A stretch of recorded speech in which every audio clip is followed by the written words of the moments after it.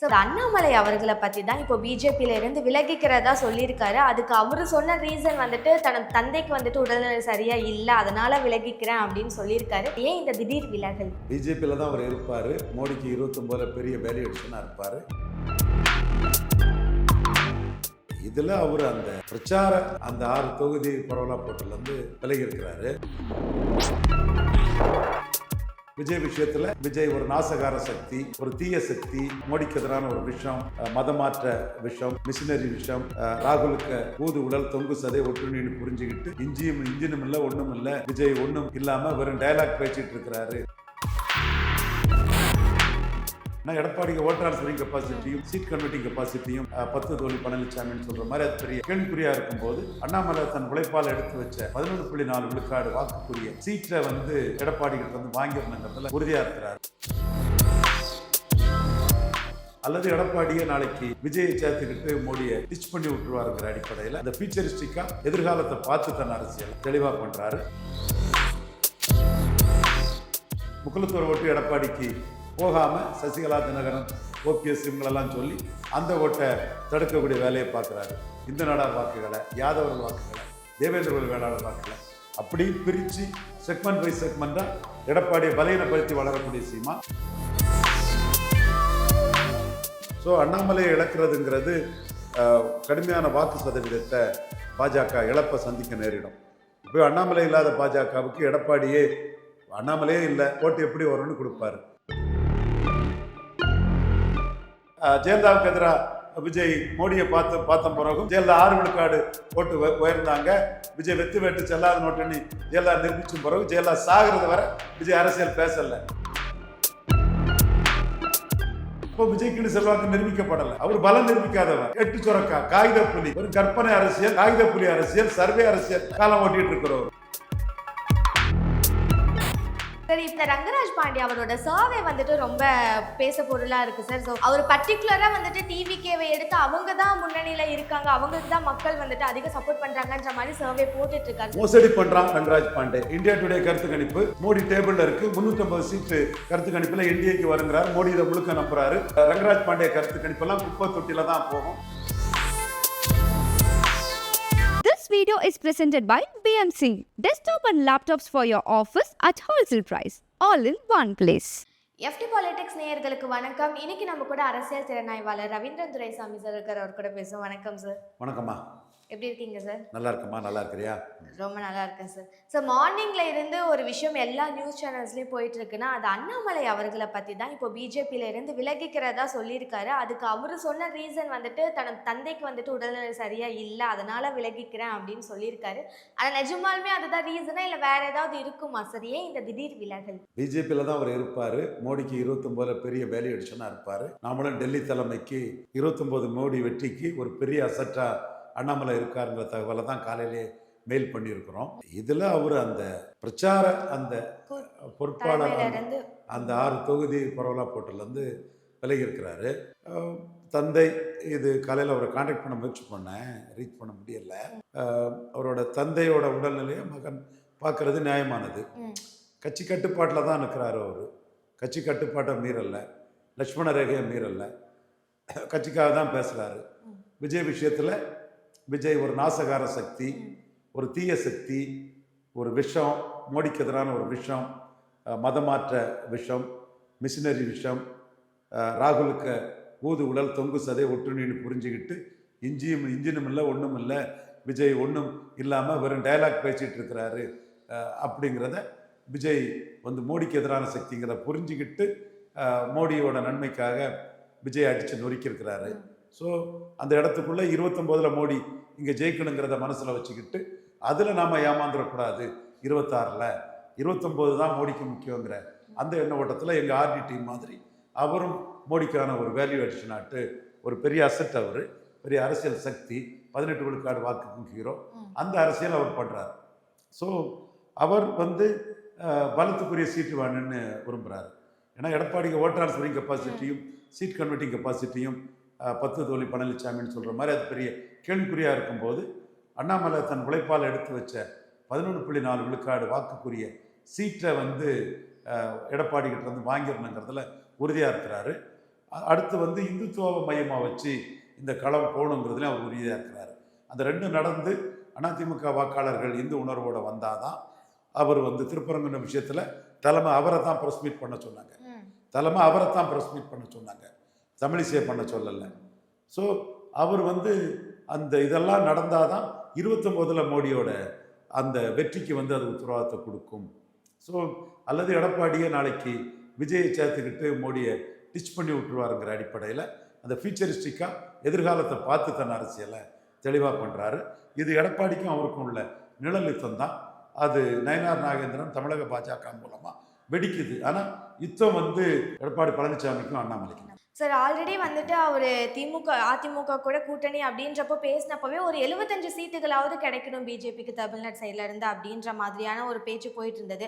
ஆனா இங்க 20ல இருந்து 25 இல்ல 30 சீட்டு தான் கிடைக்கணும்ன்றப்போ அந்த கிளாஷ்னால தான் இவர் வந்துட்டு இப்ப இங்க இருந்து விலகிறதா பேசிட்டு இருக்காரு அப்படின்ற மாதிரி சொல்றாங்க. கண்டிப்பா அந்த கிளாஷ் தான். 11.4 விழுக்காடு ஓட்டு பாஜகவுக்கு ஏசி சண்முகம், பாரிவேந்தர், ஜான் பாண்டியன், தேவநாதன் யாதவ் இவங்களெல்லாம் சேர்த்து எடுத்து கொடுத்துருக்கிறாரு.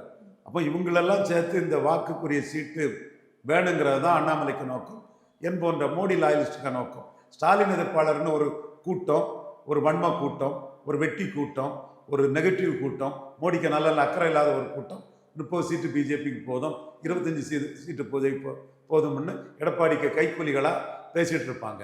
அந்த இடத்துக்குள்ளே இவர் எடுத்த வாக்குக்குரிய சீட்டு வேணுங்கிறது தான் இவருக்கு நோக்கம். சப்போஸ் 25 சீட்டு தான் எடப்பாடி கொடுக்குறாருன்னு வைங்க, அப்போ அது வந்து ஒரு 3.5 விழுக்காடு வாக்கு தான் பாஜக ஓட்டு வந்து எடப்பாடி தலைமைக்கு டிரான்ஸ்ஃபர் ஆகும். இப்போவே இந்தியா ஓட்டர் இந்தியா சர்வேல ஓட் டிரான்ஸ்ஃபரிட்டி இருக்காதுங்கிறான். எல்லா இந்திய கூட்டணி கட்சிகளிலிருந்தும் 33 விழுக்காடு ஓட்டு தான் வருது, 41க்கு 33 தான் அதுக்குள்ளே வருதுன்னா அந்த கெமிஸ்ட்ரி இல்லைன்னு தான் அர்த்தம். இப்போ சீட்டும் குறைச்சி கொடுத்தா சுத்தமாக கெமிஸ்ட்ரி இருக்காது. பாஜக ஓட்டே எடப்பாடி தலைமைக்கு டிரான்ஸ்ஃபர் ஆகாது. எடப்பாடி தலைமைக்கு ஓட்டு டிரான்ஸ்ஃபர் ஆகணும்னா 11.4 விழுக்காடுக்கு உரிய ஒரு பெரிய சக்தியாக பாஜகவை காட்டினாதான் அந்த ஓட்டு டிரான்ஸ்ஃபர் ஆகும். இப்போ அந்த ஓட்டை சீமான் குறி வைக்கிறாரு, பிராமணர்கள் ஓட்டை குறி வைக்கிறாரு. 6 பிராமணர் கேண்டிடேட்டு, பாரதியாருக்கு பாரத ரத்னா, பெரியார் மண்ணல்ல பெரியாரே மண்ணன்னு அவர் பிராமணர்கள் ஓட்டை குறி வைக்கிறாரு. பிராமின் ஐகான்ஸு பாரதியார், தென் வைத்தியநாத ஐயர், சாமிநாத ஐயர், பரிதிமால் கலைஞர், ராமானுஜர் இவங்களெல்லாம் 5 பிராமணர்களையும் பெரிய அளவில் ப்ரொஜெக்ட் பண்ணி பேசுகிறாரு. தமிழுக்கு அவங்க ஆற்றிய தொண்டு, சமத்துவத்துக்கு ஆற்றிய தொண்டை பேசுகிறாரு.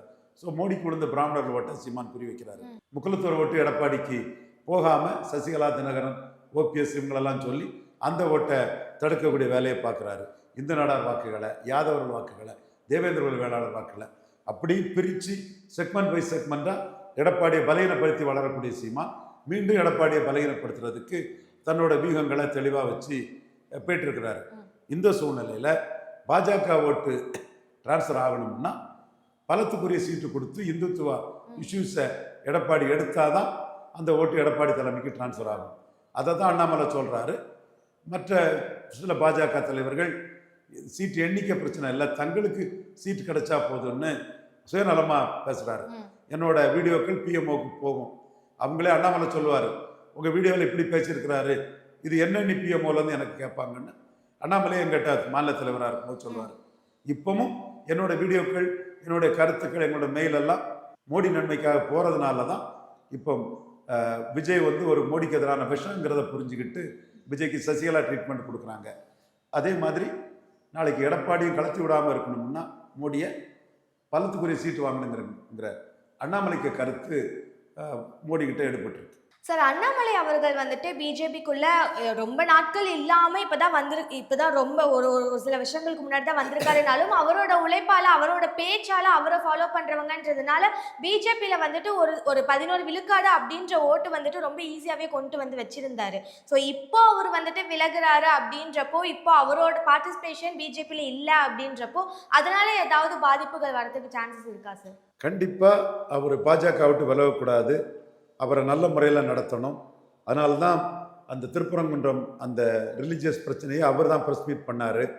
ஒவ்வொரு கூட்டத்திலையும் பாஜக முன்னணி தலைவர்கள் வரும்போது அண்ணாமலைக்கு தான் கைத்தட்டல்கள் எல்லாம் பெரிய அளவில் இருக்குது. ஸோ அண்ணாமலையை இழக்கிறதுங்கிறது கடுமையான வாக்கு சதவீதத்தை பாஜக இழப்பை சந்திக்க நேரிடும். இப்போ அண்ணாமலை இல்லாத பாஜகவுக்கு எடப்பாடியே அண்ணாமலையே இல்லை ஓட்டு எப்படி வரும்னு கொடுப்பாரு. இப்போவே அவர் பாஜக ஓட்டு வரும்னு அவர் நம்பல. அது சீமானுக்கு போகும்.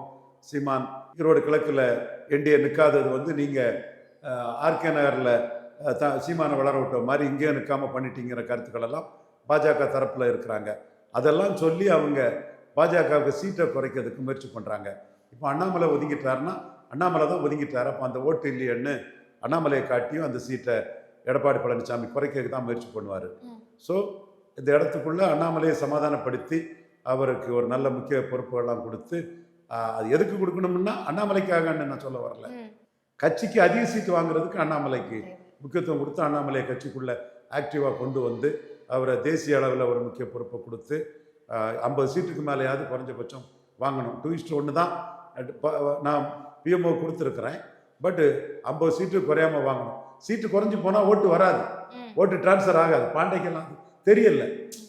அந்த ஸ்டாலின் மேலோட வெறியில் விஜயும் கொண்டு வரணுங்கிறதுக்காக பாஜகவுக்கு சீட்டை குறைச்சிக்கிட்டு பல நிரூபிக்காத விஜய பெரிய ஆளாட்டு மோசடியாக வெறித்தனமாக பேசுறது. இப்போ மோடி வந்து நம்ம கருத்தை ஏற்றுக்கிட்டாரு. எப்போ சசிகலா விஷயத்தில் பாண்டிய கருத்தெல்லாம் குப்பை கூடையில் தூக்கி போட்டுக்கிட்டு நீ ரெட்டல ஆளு, நீ இப்படி தான் பண்ணுவா. மோடிக்கு ஏன் ஆளு ரவீந்திர துரைசாமி தான். அவன் விஜய ஒரு வெர்ஷனே ஐடென்டிஃபை பண்ணிட்டான். 29 ராகுல் காந்திக்கு ஊதுகுழலா தொங்கு சதையா ஒட்டுண்ணியாக போவாருன்னு ஐடென்டிஃபை பண்ணிட்டான். வேண்டான்னு அடிச்சு நொறுக்கிறாரு.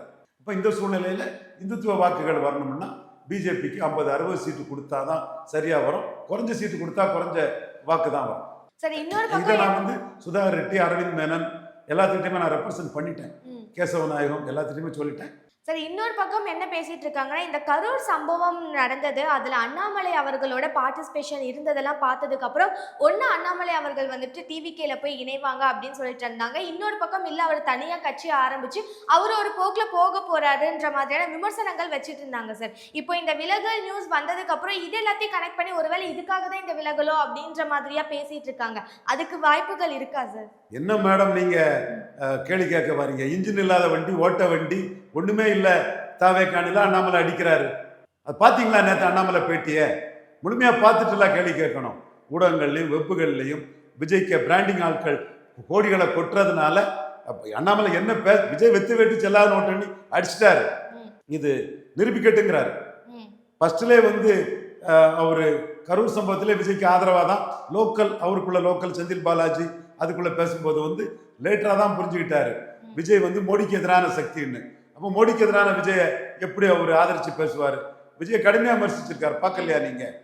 ஸோ பல நிரூபிக்காத விஜயெல்லாம் ஒரு இதாட்டு அவர் கருத தயாரில்லை. மேலும் அவருக்கு தெளிவாக தெரியும் ஜெயலலிதாவுக்கு எதிராக விஜய் மோடியை பார்த்த பிறகும் ஜெயலலிதா 6 விழுக்காடு ஓட்டு உயர்ந்தாங்க. விஜய் வெத்து வெட்டு செல்லாத நோட்டுன்னு ஜெயலலிதா நிரூபிச்சும் பிறகு ஜெயலலிதா சாகிறது வரை விஜய் அரசியல் பேசலை, சாகிறது வரை அரசியல் விஜய் பேசலை. ஸோ விஜய்க்கு செல்வாக்கன்னு தெரியும். இது விக்கிரவாண்டியில் வந்து கள்ளக்குறிச்சி சாராயசாவை பார்த்தும் போலிங் கூட்டிட்டு திமுக ஓட்டு கூட்டிட்டு லெப்ட் ஹேண்டில் டீல் பண்ணி உதயநிதி விஜய ஒன்று மில்லனி காட்டிட்டாரு. நோட்டாவுக்கும் ஓட்டு அங்கே குறைஞ்சி போச்சு. அப்போ விஜய்க்குன்னு செல்வாக்கு நிரூபிக்கப்படலை. அவர் பலம் நிரூபிக்காதவர், எட்டு சுரக்கா, காகித புலி, ஒரு கற்பனை அரசியல், காகித புலி அரசியல், சர்வே அரசியல்ல காலம் ஓட்டிட்டு இருக்கிறவர். நிஜத்தில் அவர் பலம் நிரூபிக்கல.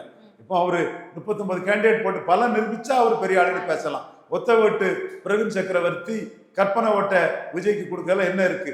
அதோட பெரிய காமெடி, விஜய்க்காவது என்னத்தையாவது சொல்லு, பலம் நிரூபிக்கல. காங்கிரஸுக்கு 4 விழுக்காடுக்கு மேல கிடையாது, காங்கிரஸுக்கு 12ங்கிறாரு பிரவீன் சக்கரவர்த்தி. ஐயோ பரிதாபம், ஒத்த ஓட்டு பிரவீன் சக்கரவர்த்தி பரிதாபம்.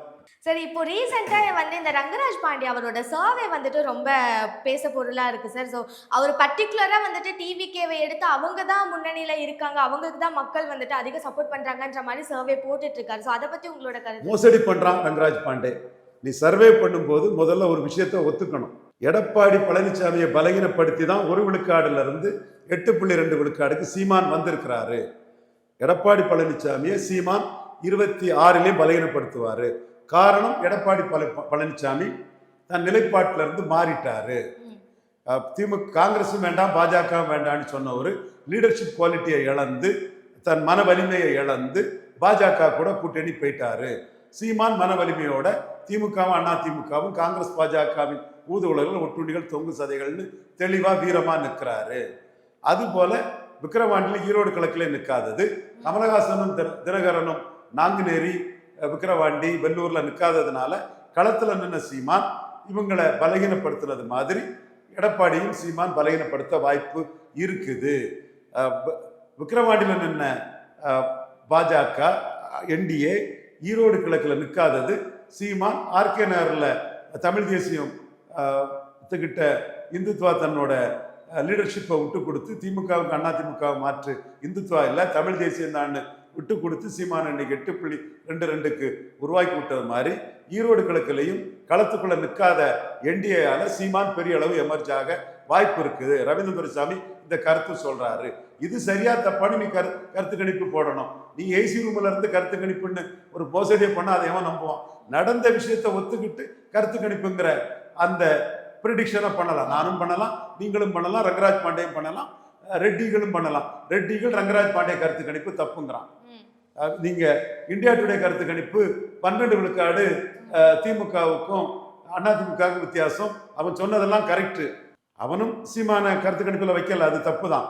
இந்தியா டுடே கருத்து கணிப்பு மோடி டேபிளில் இருக்கு. 350 சீட்டு இந்தியா டுடே கருத்து கணிப்பில் என்டிஏக்கு வருங்கிறார். மோடி இதை முழுக்க நம்புறாரு. தமிழ்நாட்டில் 38 சீட்டு இந்தியா கூட்டணிக்கு வரும், 1 சீட்டு தான் என்டிஏக்கு வருங்கிறார். மோடி இதை நம்புறாரு. ரங்கராஜ் பாண்டே கருத்து கணிப்பெல்லாம் குப்பை தொட்டில தான் போகும். இதை மோடி நம்புறாரு.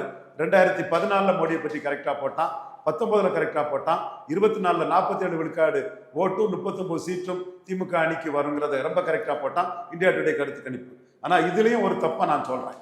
பாண்டே கருத்து கணிப்பெல்லாம் அந்த நீசவன் கருத்து கணிப்பெல்லாம் இந்தியா டுடே கருத்து கணிப்பு வந்ததும் குப்பை கூடைக்கு போயிட்டு இவங்க 45 விழுக்காடுங்கிறத கரெக்டாக சொல்கிறான். நானும் 45 விழுக்காடுக்கு மேலே திமுக அணி எடுக்குங்கிறது என்னுடைய அசஸ்மெண்ட்ல சொல்கிறேன். பட் இந்தியா டுடே கருத்து கணிப்புலையும் ஒரு தவறு இருக்குது, அந்த பெரிய தவறு இருக்குது.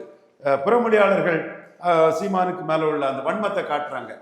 லிஸ்ட் ஆஃப் பார்ட்டிஸில் நாம் தமிழர் கட்சியே போடல, அது தவறு.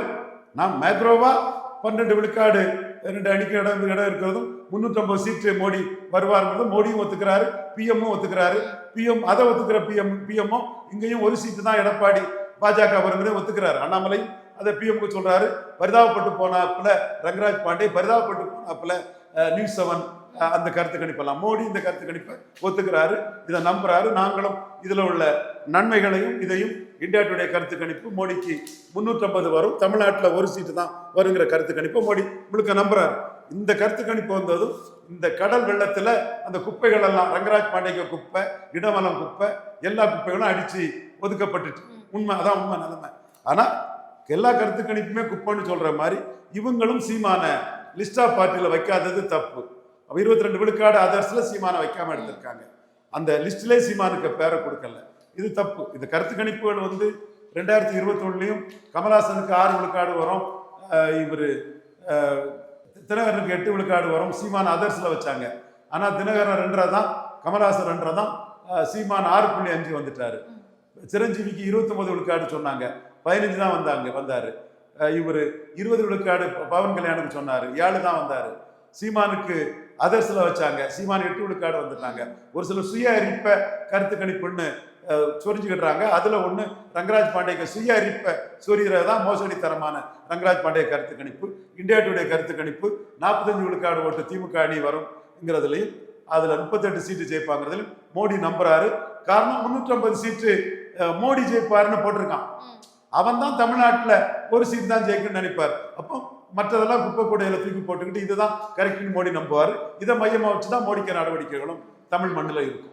சார், நீங்க சொல்ற மாதிரி இப்போ எல்லா நியூஸ் சேனல்ஸும் கருத்து கணிப்பு அப்படின்றது இப்போ பீக்ல போயிட்டு இருக்க ஒரு விஷயம் தான். நீங்க வந்துட்டு இந்தியா டுடேயோட கருத்து கணிப்பு கரெக்டா இருக்கு அப்படின்னு நினைக்கிறீங்கன்னா உங்களோட பார்வையில 2026 தேர்தல் எப்படி அமையும் நினைக்கிறீங்க சார்? இன்னும் அணி அமையல. சீமான் கன்ஷிராம் ஆஃப் தமிழ்நாடு, நிதிஷ்குமார் ஆஃப் தமிழ்நாடு, 100% கம்யூனிட்டிஸ்களை போலரைஸ் பண்ணி பெரிய ஒரு வாக்கு சதவீதத்தை சீமான் ஜம்ப் பண்ணுவார், உறுதியாக பண்ணுவார். பரையர் தேவேந்திர குல வேளாளருக்கெல்லாம் ஓட்டு போட தெரியும், சினிமாவை பார்த்து ஓட்டு போடுவான்னு ஏதாவது முட்டா பயலுக கொஞ்சம் திட்டி கூட சொல்லணும். அல்கா பயலுக டிவியிலேருந்து பேசினான்னா அந்த சமூகங்கள் அப்படி அல்ல. சீமான் அந்த சமூகங்களின் வளர்ச்சிக்காக 5 விழுக்காடு இடஒதுக்கீடை உயர்த்தணும்னு தெளிவாக நிற்கிறாருங்கிறது அந்த சமூக மக்களுக்கு புரியும். பஞ்சமண்டல மீட்புக்கு சீமான் தான் நிற்கிறாருன்னு புரியும். ஆதி தமிழர் வெல்லாது மீதி தமிழர் வெல்ல முடியாதுங்கிறதுல சீமான் நிற்கிறாரு புரியும். இன்னொரு சைடு அருந்ததியர் இதுக்கு பெரிய வளர்ச்சியை கலைஞர் கொடுத்துருக்காரு. தெய்வமா அவங்க கலைஞரை வணங்குறாங்க. ஜிடி நாயுடு பாலம், அருந்ததியர் இது, திராவிட பொங்கல், இதெல்லாம் புறமொழியாளர் வாக்கு வந்து ஸ்டாலின்கிட்ட கடுமையாக கன்சால்டேட் ஆகும். ஸோ இதில் ஒரு தமிழ் தேசியம் வர்சஸ் திராவிடம் கன்சால்டேஷன் இருக்குது. வெள்ளாள கவுண்டர் வர்சஸ் நான் வெள்ளாள கவுண்டர் கன்சால்டேஷன் இருக்குது. வன்னியர் வர்சஸ் நான் வன்னியர் கன்சால்டேஷன் இருக்குது. ஸ்டாப் ஹிந்துத்வா வர்சஸ் கிறிஸ்டின் முஸ்லீம் கன்சால்டேஷன் இருக்குது. இப்படி தமிழ் மண்ணுக்குள்ள பறையர் வர்சஸ் வன்னியர் கன்சால்டேஷன் இருக்குது. பல கன்சால்டேஷன்ஸ் இருக்குது. தேவேந்திர குல வேளாளர்களோட ஆஸ்பிரேஷன்ஸ் பட்டியல் வெளியேற்றம் இருக்குது. முக்குலத்தோர்களோட எடப்பாடி எதிர்ப்பு இருக்குது. இது எல்லாமே களத்தில் எதிரொலிக்கும். சீமான் இதை திறமையா பயன்படுத்தி அடுத்த கட்ட ஜம்பஸ் சீமான் உயர்வாரு. சினிமாவை பார்த்துட்டு எனக்கு எல்லாம் ஓட்டு போடுவான்னு எம்ஜிஆருக்கு நாடியில வெட்டு, எனக்கு நாடியில வெட்டு, எம்ஜிஆருக்கு திண்டுக்கல், எனக்கு திருமங்கலன்னு சரத்குமார் சொன்ன மாதிரி உசிலம்பட்டி விஜய், ஆண்டிப்பட்டி விஜய்ன்னு ஜெயலலிதா அடிச்ச அடியில சாகிறத வரை அரசியல் பேச முடியாம பரிதாபமா ஓடின தோல்வியாளர், டிஃபீட்டட் பர்சன், தோல்வியாளர் விஜய் நம்பி உருவாக்கக்கூடிய போலி கட்டமைப்புகள், ஏட்டு சுரக்காய்கள் எதுவும் கதைக்கு நிற்காது. போலரைசேஷன் தான் வரும். போலரைசேஷன்ல விஜய் வலமும் போகாம இடமும் போகாம அடிபட்டு போவார். தமிழ்ல இருந்து வந்ததான் தெலுங்கு மலையாளம் கன்னடம்னு சொன்னா அதை விஜய் பதில் சொல்லணும். இல்லை அது போய் தெலுங்கு மலையாளம் கன்னடத்துக்கு தனி இது இருக்குன்னு சொல்லணும். அதில் சீமான் சொல்ற மாதிரி ஆமா சீமான் சொல்லதான் கரெக்ட்னு சொல்லணும். இது சினிமாவை பார்த்து எனக்கு ஓட்டு போட்டுருவான், இதை நான் சொல்லலானாலும் தமிழன் ஏமாளி இழிச்சவன் ஓட்டு போடுறான்னு நினைச்சாருன்னா விஜய் வந்து திருமங்கலம் சரத்குமார் மாதிரி களத்துள்ள போலரைசேஷன்ல மிகப்பெரிய ஏமாற்றத்தை அடைவார். இலவசங்கள் நாட்டுக்கு கேடுன்னு சொல்றாரு சீமான். மது பிரியர்களோட டாஸ்மார்க் கூடாதுங்கிறாரு சீமான். இஷ்யூ பேஸ்டா சீமான் நிற்கிறாரு. 214 நிற்கிறாரு. பார்ட் டைம் பொலிட்டிஷனா நிற்கல, களத்தை விட்டு ஓடல. ஸோ இதெல்லாம் சீமானுக்கு 5வது முறை தனிச்சு நிற்கிறவருக்கு களத்தில் பெரிய மக்கள் நம்பிக்கை கிடைக்கும், பெரிய பூஸ்ட் உருவாகும். விஜய் சீமான் கம்பாரிசன், பார்ட் டைம் பொலிட்டிஷியன், கொள்கை உறுதியற்ற பொலிட்டிஷியன், சந்தர்ப்பவாத பச்சோந்தி பொலிட்டிஷியன் விஜய் சீமான் கம்பாரிசன் சீமானுக்கு பெரிய பூஸ்டை கொடுக்கும். இப்போ விஜய் வச்சு வரக்கூடிய ஆஸ்பிரேஷனல் ஓட்ஸ் வந்து ரியல் ஓட்ஸாக சீமானுக்கு மாறும், கொள்கைகளும் களமும் வரும்போது. ரொம்ப நன்றி சார், நிறைய தகவல் சொல்லியிருக்கீங்க. ரொம்ப நன்றி.